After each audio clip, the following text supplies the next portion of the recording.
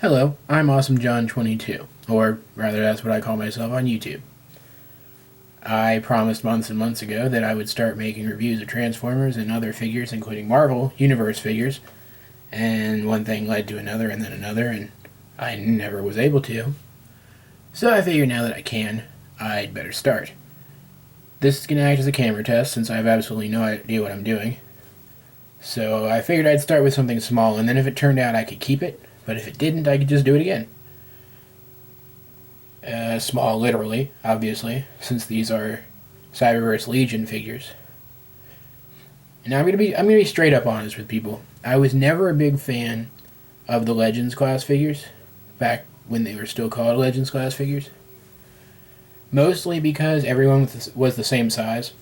I'm a bit more of a stickler for scale than most Transformers fans have any business being.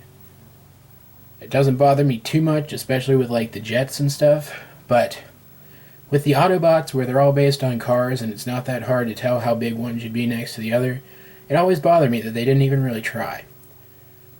But I always wanted a collection of Transformers to sit on my desk, so the Legends figures were becoming more and more appealing to me, and then finally they came out with larger Legends figures, or rather Cyberverse Commander figures. Particularly Ironhide, who I always thought would be great in that scale had he been larger. And then afterwards they came out with Deluxe Class Movie Optimus Prime, and I figured, what the heck, I'll give it a try. If I don't like them, I can always stop buying them. I thought, considering that was the new beginning for me, that would be a good place to start. So here are the first 3 Cyberverse Legions figures I ever got.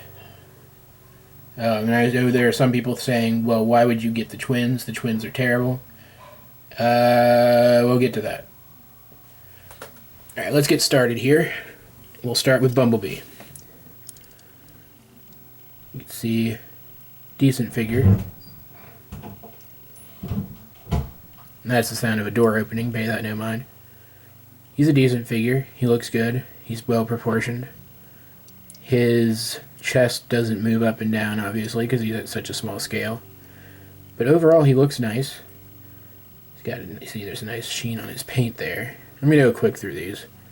Normally my reviews will be more comprehensive than this, but I want to get this done.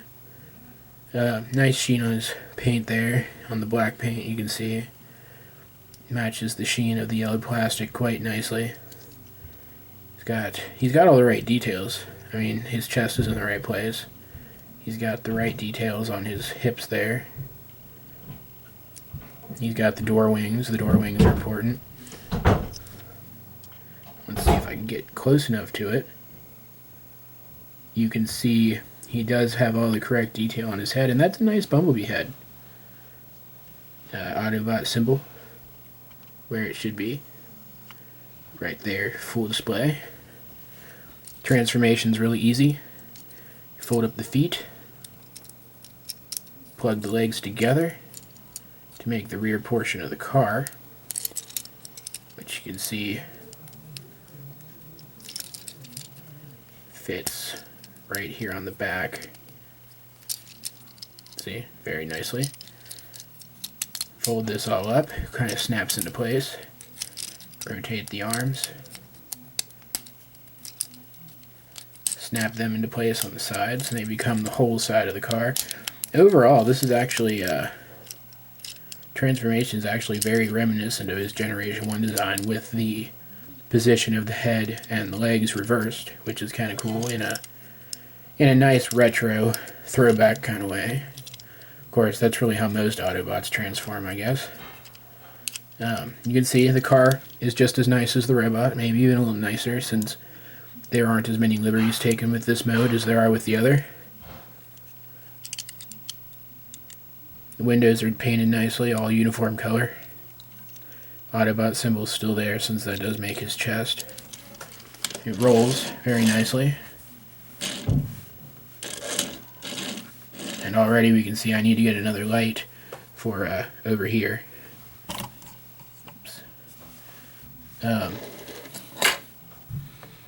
there already we see a problem that I have with one of these other figures here. He doesn't stand well, but again, we'll get to that later. that's Bumblebee. He's definitely my favorite of these smaller figures. Especially out of these three that I got first. So let's move on to my next favorite. And I know this is going to come as a surprise to a lot of people, but my next favorite is Mudflap. See, he's nice. He's got big feet, like his character model had, but nowhere near as big as the deluxe class Skids from the current line. And nowhere near as big as, well, nope, nowhere near as big as they are proportionally on his deluxe figure either, just checked. They're more appropriate. His legs are long, though, much longer than they should be, and that makes him a very tall figure. He's actually one of the tallest Legion's class figures I have. But overall, he's a nice design. He has his door windows here, acting as the neck protrusions that he has in the movies, and then he's got his doors here acting as door wings, or possibly vice versa. I'm not really sure. But overall, he looks pretty good. He's even got an actual fist sculpted here, where if you look over at Skids there, he does not even in the slightest.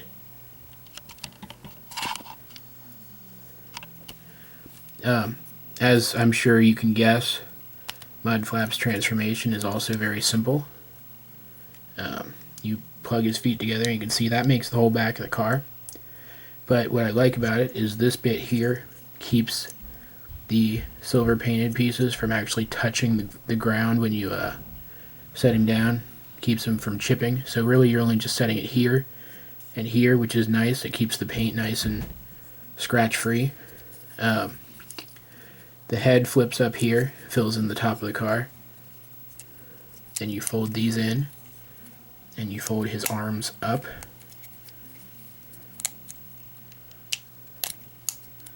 And they just kind of fit there together, make the top of the vehicle.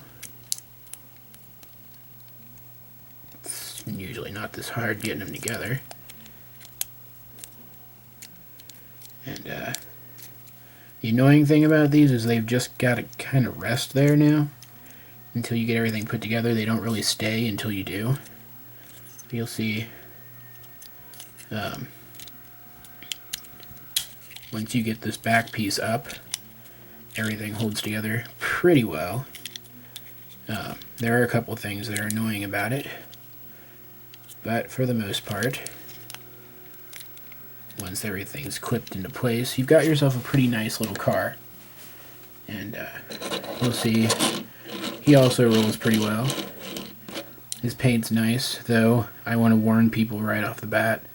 I had to find like 5 of these and compare them just to find one that had an acceptable paint job on the chest.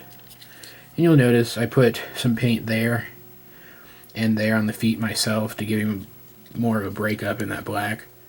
I'm thinking about finding myself an airbrush and putting some color on the windows or something too, but I'm not very good at that, so I'm going to try to refrain from it until I have more experience. Let's see, there you go. And if you look at him next to Bumblebee, they're actually pretty good in scale with each other. Mudflap's taller, but he's not nearly as long. So if scale bothers people, that's a plus. Overall, Mudflap's average. He's not the greatest figure of all time, but he's definitely not the worst. In fact, if you want to take a look at some of the worst figures of all time, just check on YouTube. Plenty of people have posted about him. There's actually a list, and people follow it. Especially the Plastic Addict. He's pretty good at that kind of stuff. Well, more than pretty good. He's really good at that kind of stuff. So let's move on to the last one. Get this done. Posted, whatever. I want to note right off, I put paint details on the same places on this figure that I did on Mudflap, because again, he was a little sparsely painted, and that's more background noise if you can hear it. Again, ignore that. That won't be here all the time. One thing I haven't gone into yet on these is the articulation. Figured I'd save that for last, since the articulation on them is all relatively the same. They all have some form of articulation in their arms. They all have some form of articulation in their legs, and that is it. It is the very rare Legion's figure that has more than that. Skids. Let's move on to Skids himself. Okay. Skids. I don't like this figure at all.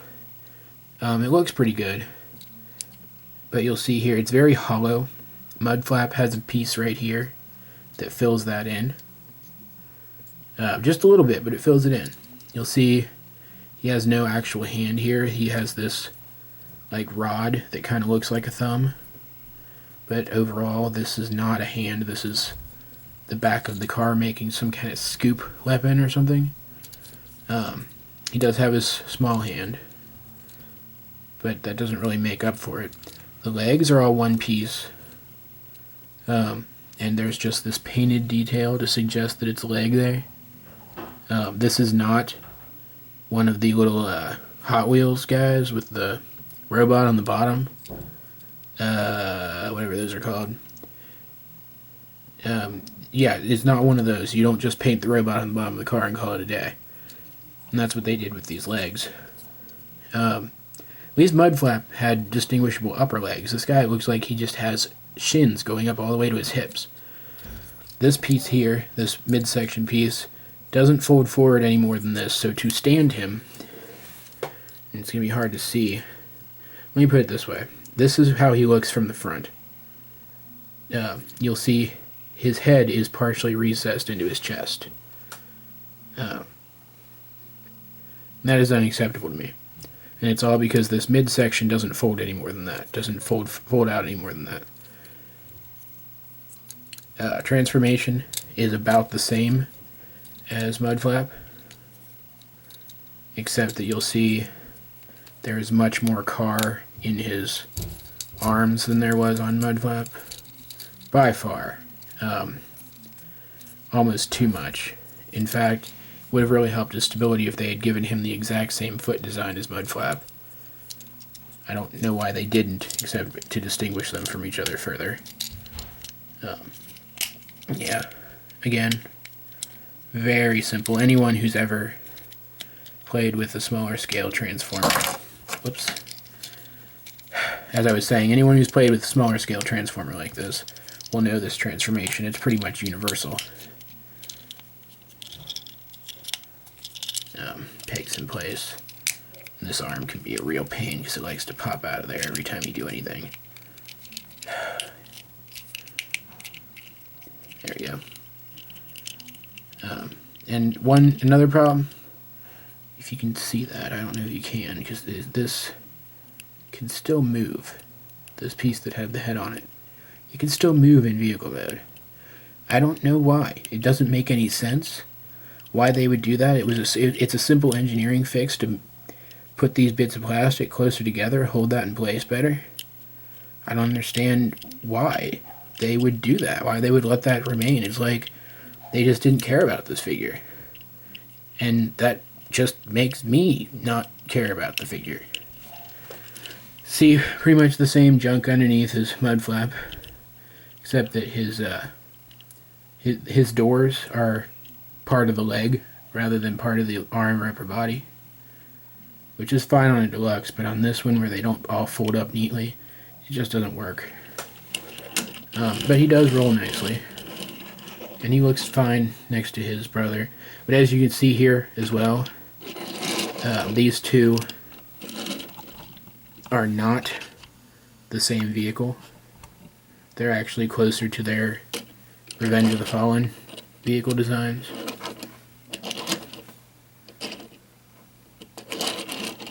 They're more similar than the Revenge of the Fallen vehicle designs were, but they are not the same vehicle, and they were supposed to be the same vehicle.